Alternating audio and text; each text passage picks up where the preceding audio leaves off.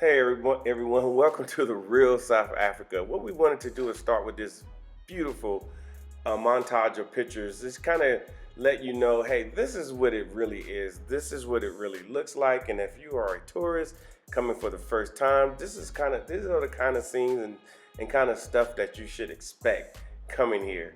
But yeah, as you see the images of everybody having a good time, chilling. This is what we do here in South Africa, and we're not the only ones that come here. People from America have been coming here for years.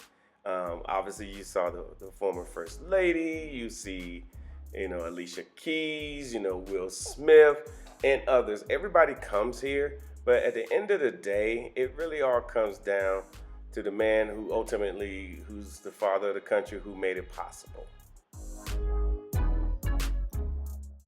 Hello, everyone. I just wanted to obviously just reach out to you guys. As you guys probably know or don't know, we actually now do visa services. We help you get your visa to come to South Africa. We just have a short consultation with you. Send us an email at outreach at therealsouthafrica.com.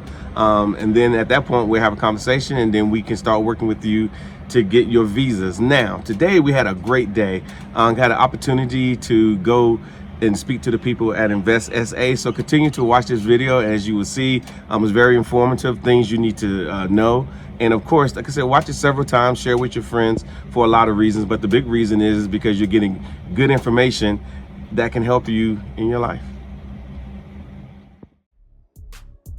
All right, everyone, we have arrived at Invest SA. Actually, we're in Sandton City right now, going towards their offices. And the whole purpose of this whole thing is for you guys to understand that there is an avenue that we have partnered with, which can help you start your business. And when I say start, I mean from front to end. Every regulatory agency that you need to start your business is under one roof. And you're fortunate because the Real South Africa has partnered. So we do have access to all the services, from starting your businesses to dealing with the tax regulations and so forth. So yeah, everything is working out for all of us who are associated with us. So thank you for subscribing. And it all really starts with you coming here on a visit, getting used to the country itself. And then from that point on, once you say, hey, this is what I want to do, then you can always just say, you know what, I want to come here. What do I do? We have visa services, as I mentioned earlier, so we can assist you with trying to get your visa and so forth with no delay, no problems. And at the same time, like I said, if you're looking at starting businesses, as you can see right in front of you, this is where it all starts, and we have access. So stay with the Real South Africa. Hello, everyone. This is Mark Blanton, as you know, from the Real South Africa. Today, we're going to be talking about all kinds of things surrounding business. So I said to myself, the best thing I could do now is to come to a place where they do business and they do it on a grand scale. What that means to you is that you're going to get a lot of information. And for those who are here in South Africa or South Africans, also take a listen as well, because you're going to learn something that you didn't know if you're looking at getting into business or looking at to expand or anything along those lines. Stay tuned with us and you will be able to find that as well. Those that are in the U.S., guess what? This is where you start. So now we're sitting here at Invest SA in Gauteng, which is basically the smallest province, but nonetheless houses Johannesburg. So we're sitting here with this man. He's going to introduce himself. Go for it. Well, greetings. I'm Clifford Ndlovu. I'm part of the Trade and Investment Attraction and Facilitation team here at the Gauteng Growth and Development Agency. It's part of the provincial's government economic development efforts. Yeah. Okay. So now he didn't tell you where he was from or which culture he belongs to. He's going to do that right now. Ah, okay. Yeah, that's a touchy one. Well, yeah. I'm originally from KwaZulu-Natal, where Guamashu to be precise, in Durban. And Joburg is where we all gravitate to as we get professional. So here we are after so many years. I call this home now. Okay. Yes. Yes. So now you've been around since post apartheid, right? Yeah. So kind of give me like a history of not a long history, but a history of what's between the difference between then and now.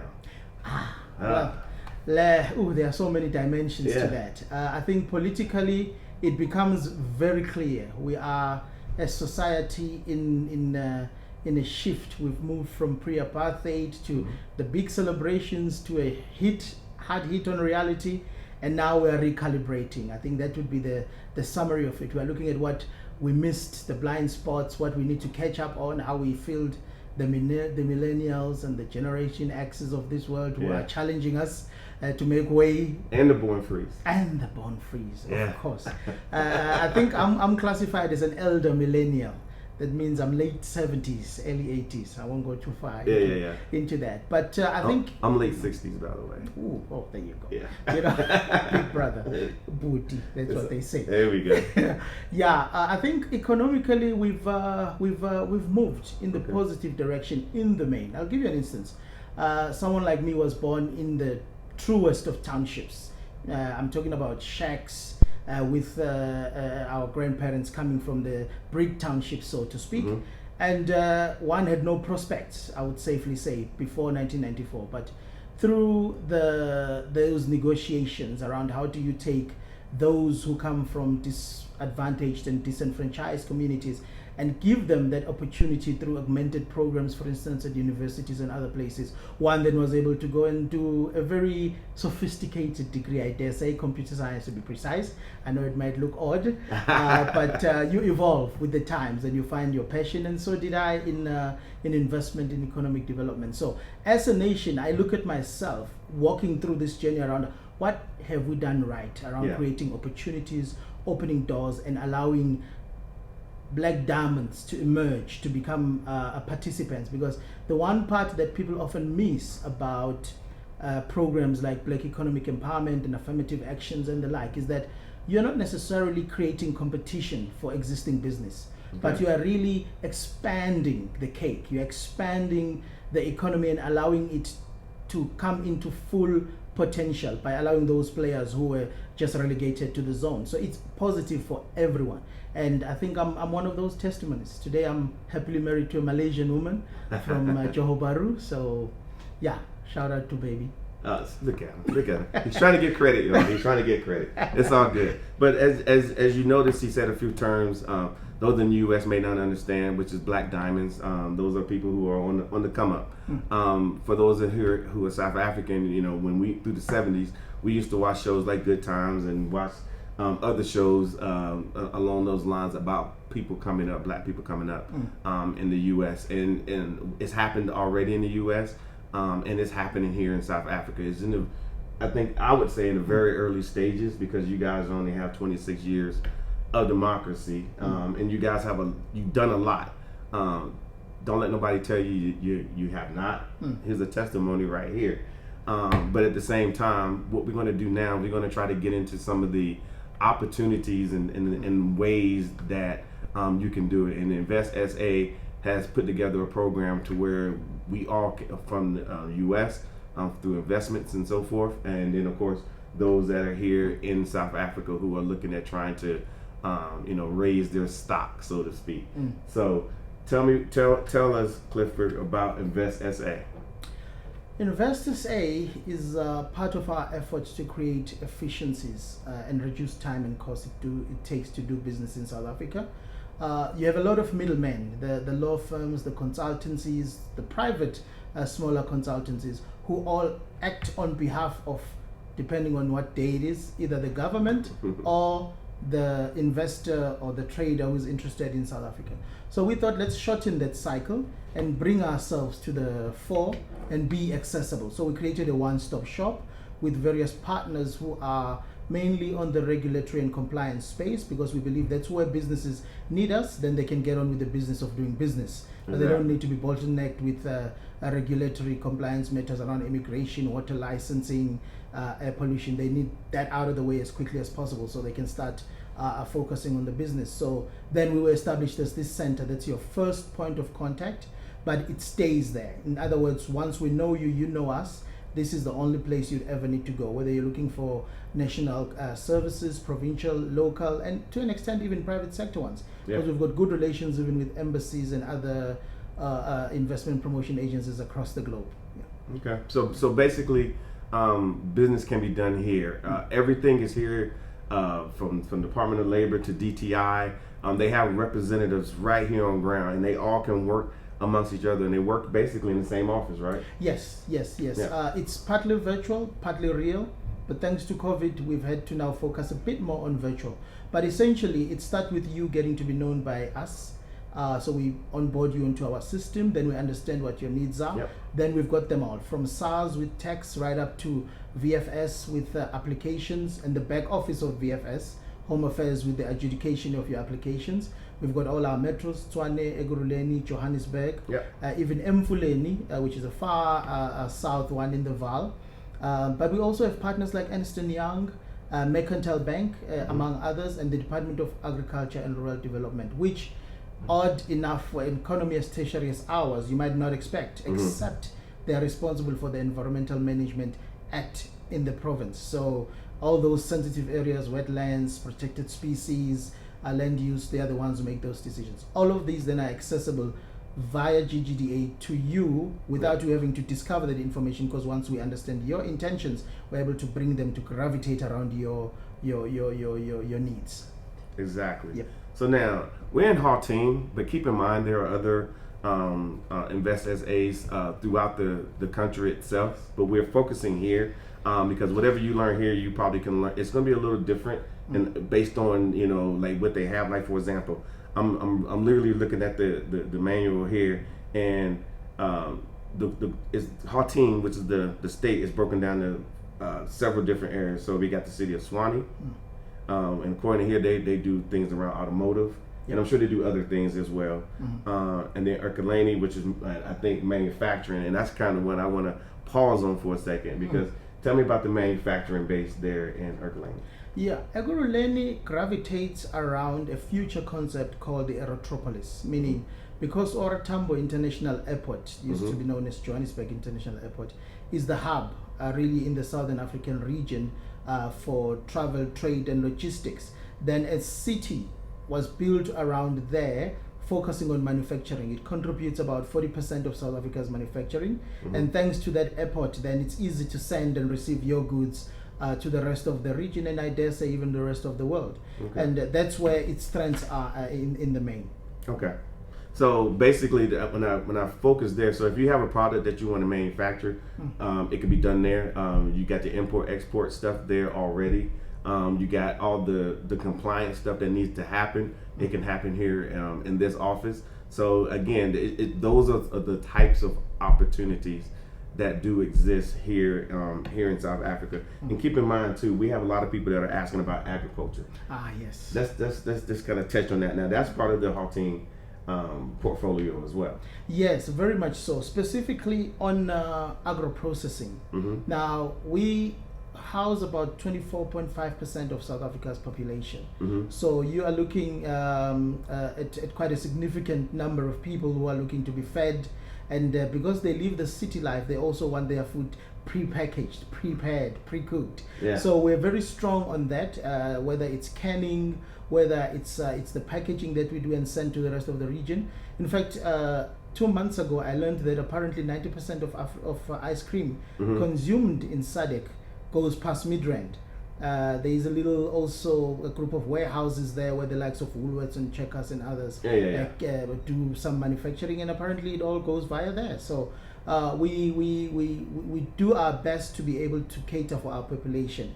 Keep in mind that we still have vast expanses of greenland, so to speak, a lot of it, where we have small farmers, mainly those who have been given farmers back as part of the reparations here in South Africa, but they focus on some niche industries. The macadamia nuts of this world, for instance, are some of the strong ones. Small cattle farming, including milk production, and there's yet a lot more that we can do. Our only challenge being, we have to, when you're the hub of the economy, you have to pick your areas of focus, and everyone wants us to be tertiary.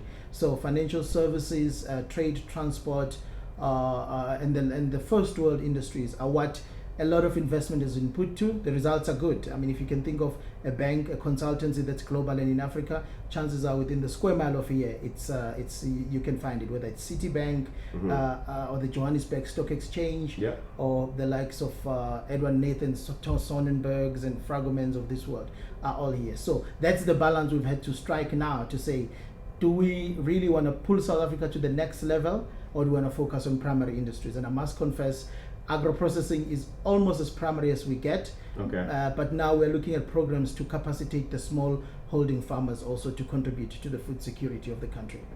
Yeah. I love that buzzword, food security. I never heard it before, but since I've been in this country, I've been hearing different terms, and food security is one. And the way I see it, proper South Africans that are here in South Africa right now can participate in this process. Yes. And I think they should. Also, to us who are living outside the country, obviously I live here in the country, but those that are living outside the country can contribute as well. And the way I see it, and Clifford can make it a little bit more plain, that people need to come here to, not particularly to look for a position, but to try to minimally try to start a business. So how would the process go for someone who's here? I am. I'm in the middle of Chicago. I'm in New York. I got some means. How would they go about starting a business here?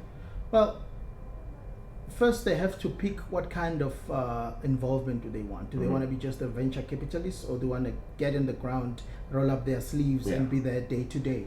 In the case of the former, it would involve you getting in touch with us, finding out what kind of investment opportunities are there that are looking for mainly capital, and we would be able then to advise you.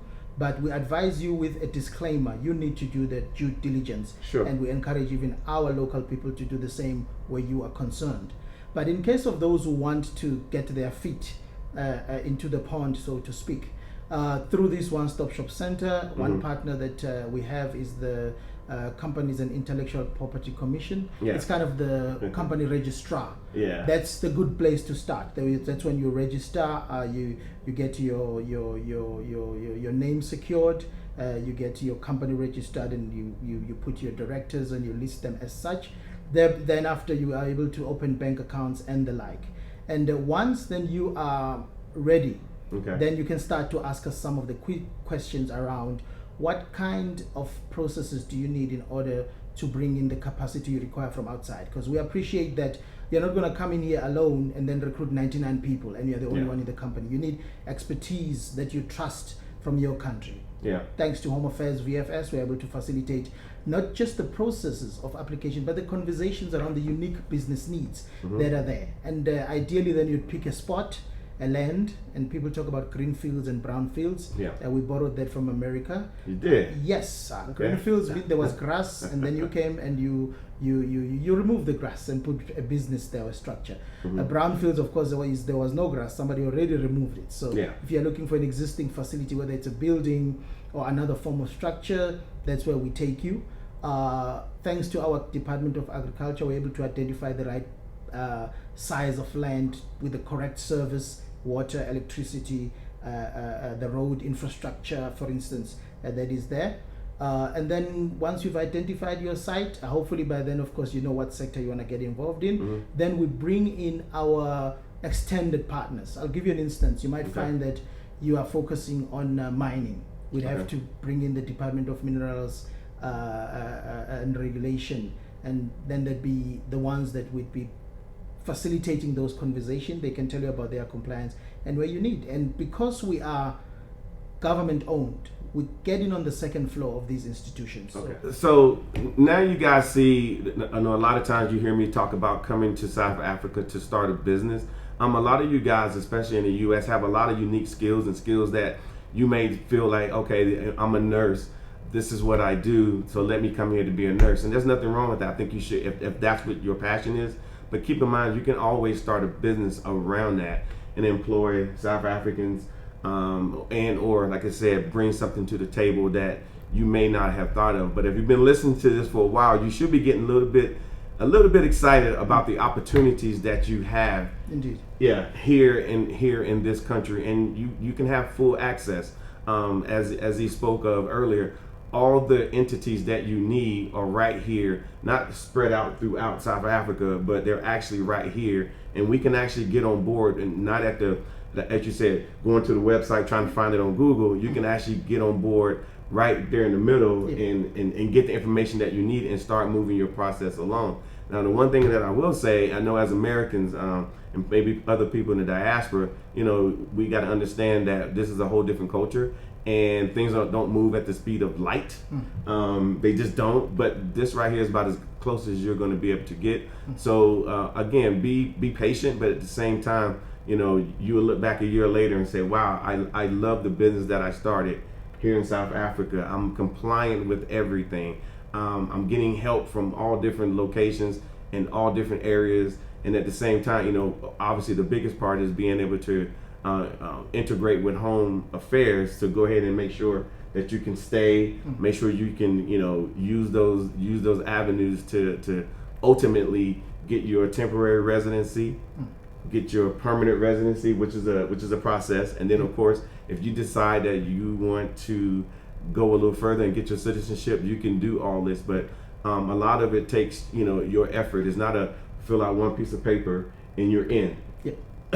Yes, not yet. And I'm saying not yet because the purpose of the one-stop shop was to take the South African case studies so that they inform the regulatory space. So where things don't work out, we learn something and we feed back to those who make the regulations so they can calibrate. You can appreciate that rules, laws, regulations are made by particular people at a particular time and space. And I think we've seen a tornado come through our lives in these last few months. So everyone is revisiting their policy and regulations to say, how do we assist the economy to move forward faster through a much more quicker turnaround on policy and regulation update, so that we can get on with the business under this new abnormal. I call it the abnormal, not new normal, because I was taught that the opposite of normal is abnormal. But I'll leave it at that. So when you talk about coming to work with us, we really want to give you that red carpet and efficient service. Quicker turnaround time for your visas, quicker turnaround time to your queries, and such that in a matter of weeks or months you feel the progress. And you don't have to know the people at the Department of Water and Sanitation. We do already.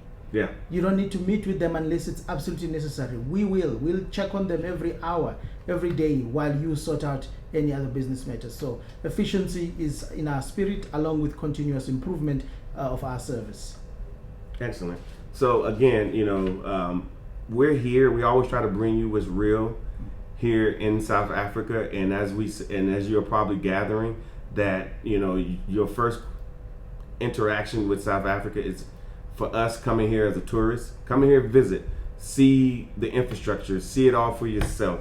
I can honestly say you really can't do it justice by just looking at the internet. The different provinces, they're all different. Every province there's no one monolithic South Africa. We just went to Mpumalanga, different. Went to Limpopo, different. KZN or KwaZulu Natal, KwaZulu Natal. I think I might got it right. Yeah, you got it. Okay, good. I've messed it up. I've actually had somebody send me a message saying, a voice message, Mark, this is how you say it, because I was saying Natal. And it's Natal. I'm much more forgiving because we deal with international tourists. Believe you me, you didn't break it. Okay. But they were being very helpful. So that's why I make sure that I try to say it right. Anything that I get that I break, I try to repair and then try to fix it. But all the provinces, Northwest, completely different. So there is no just one South Africa. So that's why we always suggest that you come here, test it out, have conversations, meet great South Africans like this young man here, because he's younger than me, and meet the people, and then you would get an idea. Okay, this is where I want to be. This is what I want to do. This is the lifestyle, and this is the type of businesses. Because I also know that you can purchase franchises as well. Yes. Let's talk about that. Yes, we've got a couple of bodies that are quite keen and quite adept at franchising, including some of the global brands. And of course, a few years ago, we get to learn about Starbucks, got the taste. About 2 years now, 3 years. Yeah, it's been 2 or 3 years. Krispy Kreme. Yeah, it's taken off. We got other global brands, of course, the typical ones, KFC, McDonald's, have been here for quite a while. But we also have some local brands like the Steers Group, for instance, including the Fisherways of this world. But it's not limited only to food retail. It includes even car service banks, for instance, and hotel chain groups. Also, you're able to get into that franchise should you choose. That's the model that you particularly want. I must say that we as GGDA, we don't play in that space. The reason is our intention is to create the experience to upskill our people. So with a franchise, of course, you get a good business in a box proven solution, so to speak. You go through their training and then you're good to go. It's a turnkey, so to speak. While a lot of people also need to build up other skills, and they don't necessarily have that platform as an access. That's why we've got the likes of our own Gauteng Enterprise Propeller, which trains our SMMEs, along with the national body called Small Enterprise Development Agency. So bookkeeping, HR and legal matters, payroll, and the like. Then we capacitate our people. But for those who are looking for those franchising opportunity, there's a body called the Franchise Association of South Africa. We have a good relationship with them. It's all here. Yeah. So please, by all means. And we do host, I think, last year we hosted a large delegation that was looking even at Ben & Jerry's ice cream, bringing it here. So we hope they'll start popping up everywhere, because we do have a particular affinity with the American black culture in the main. Can you say that again? We do have a particular affinity with the American black culture in the main. Yeah. And let me just kind of break that down a little for you guys in America, South Africans. You can forward to the next section. The reason he says that because they, South African culture, does it get exported to the U.S.? Not particularly. If you watch Black Panther, you saw South African culture, but they get pretty much 80% of our culture, literally on the TV, on their smartphones. So they watch what we do and they see what we do and they see what they like. And some of the times you can't get that here.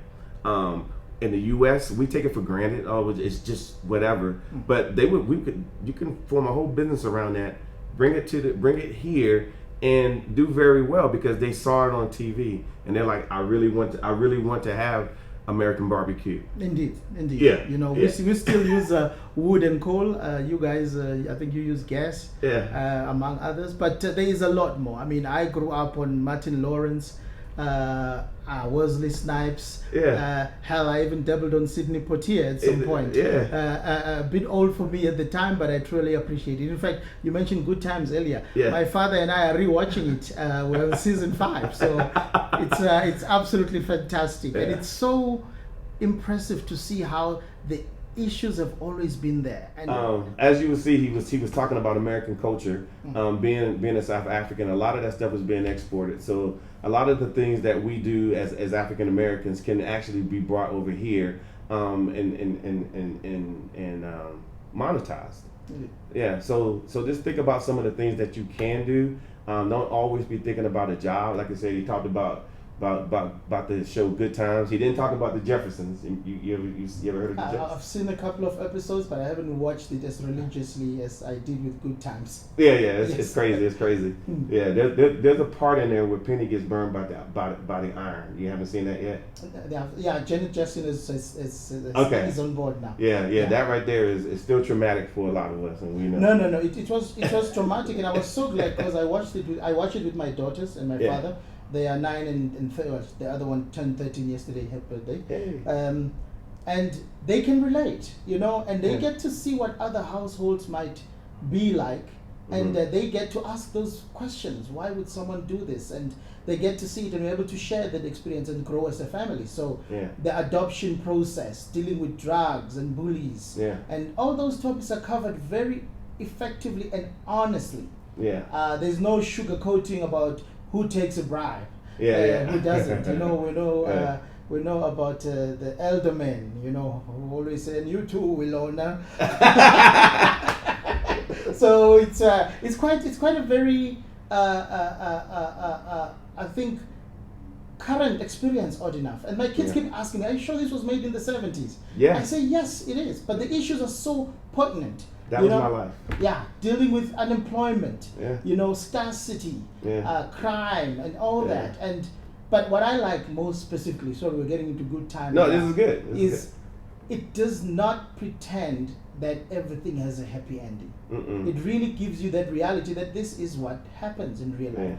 Parents run away and leave their kids among strangers, and then they come back later to try to claim them using all means. And I'm not going to get into politics and others, but life goes on, and it's still beautiful. Absolutely. So again, that's why it's important that as African Americans, they've been watching us for a long time, and we need to come here. We need to visit. We need to get to know the South Africans, and that's why we provide the services that we do as Americans, because we know how important it is. And most South Africans, honestly, they just want to meet. They want to meet an American to have that conversation, to have that dialogue, and then at the same time, you get an opportunity to learn. Trust me, you're going to learn every day. I remember, I'm just going to give you this short story. I'm sitting down by myself in Melrose Arch, and it was a mother. She was probably in her 30s, and she had like 2 teenage daughters. And she said, "Do you want to come sit with us?" And I said, "Yeah, sure." And I sat down with them, and the young girls start talking about their culture. They were so passionate. They was like, "You didn't know this? Well, let me tell you what this means. Let me tell you what that means." And it was refreshing that at the time I was like 47 years old, and they're giving it to me. They're like letting me know, and that's something that you will be happy about, because that's your gateway to being included. Indeed. No. Indeed, it was quite moving, because there were actually tears in my eyes the day Chadwick Boseman passed away. Yeah. And in my family, everyone, from my youngest daughter even to my wife, who has also adopted my culture because we're from Malaysia, Southeast Asia, people were sad. Yeah. Genuinely sad. We had seen 21 Bridges. Yeah. We had seen, of course, Black Panther and the Avengers Infinity Wars and Endgame, and we were getting ready to watch the James Brown one, and then this news came out of nowhere. And that's how integrated our cultures are. That when you are in pain, we are in pain. Yeah. And we know that when we are in pain, you are in pain, because we've heard messages through generations from that side of the world to here, including the tributes that were paid on the recent 2 years at BET Awards, when our Winnie Mandela passed away, Mama Winnie. So we know we are connected. We know that the Atlantic is not a bridge too far. Yeah, it really isn't. And that's another reason, again, you guys, that we put stuff up. We at the Real South Africa, we put stuff together like this so we can, have these conversations. Obviously, hopefully this video does like the rest of the videos that we put on our YouTube channel, and everybody gets the opportunity. But you're totally welcome here. You're totally expected to be here at some point. This shouldn't be put on the back burner, and a lot of you guys are looking at trying to move here. But again, come here on a visit, see what it's like.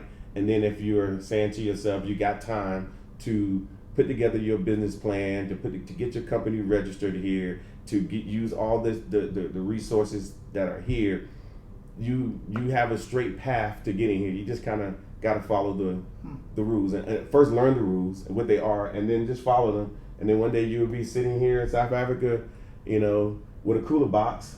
Indeed. Having a braai, the barbecue. Yeah. A braai. Yeah. So for right now, that's all we have.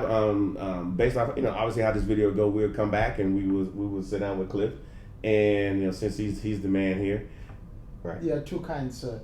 He is. He's the man. He doesn't even want to admit it. And then we will, answer some of the questions that you may have. But like I said, the best answer you can have as far as learning South Africa is to arrive at OR Tambo Airport here in Johannesburg. Yep. You got anything else?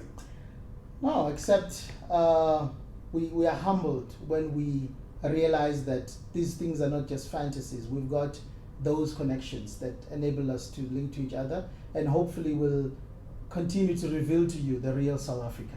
Yeah. With all its potential, the people, the culture, the love that we have, I think, for each other and the rest of the world.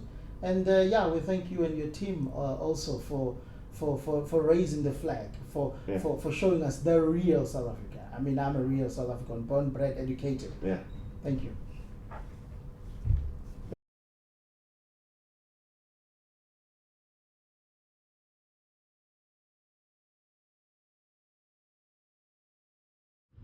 Hello, everyone. This is Mark Blanton from the Real South Africa. I'm sure you guys have probably been following us here on our Facebook page and, of course, on our YouTube channel, which all that information will be below. Think about it. Coming to South Africa, maybe not something that you was thinking about doing, but I promise you this: you've been missing out on one of the best kept secrets in all of travel. And of course, you're fortunate because we're here already to make sure all of this works for you. So the best thing that you can do is to go ahead and contact us. Go to our website, therealsouthafrica.com. You will get a lot of information there. Go ahead and send us an email, and let's start working on your packages now. Now, keep in mind that you could do individual package, meaning, hey, I just want to come by myself. I really don't want to, bother others, or you can come in a big group, and everything in between, special occasions, birthdays, things along that line. We're here to make sure it all works for you. So again, contact us at The Real South Africa. As you see, this is it. This is the real thing. Again, contact us. Talk to you later. Thank you so much for spending time with us today. If you like what you saw, please subscribe and don't forget to hit the notifications button so you don't miss out on all things The Real South Africa. Thanks again.